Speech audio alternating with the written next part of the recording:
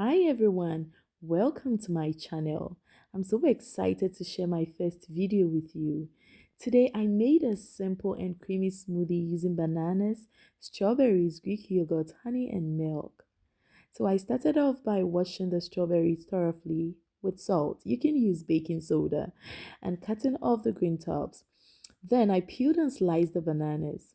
Next, I added the fruit into my blender, followed by a spoon of Greek yogurt, a little honey for that sweetness, and just enough milk to help everything blend smoothly.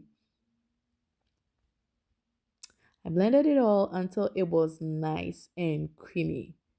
Just look at that texture. This smoothie is fresh, healthy, and super easy to make. If you enjoyed watching, please like, comment, and subscribe for more.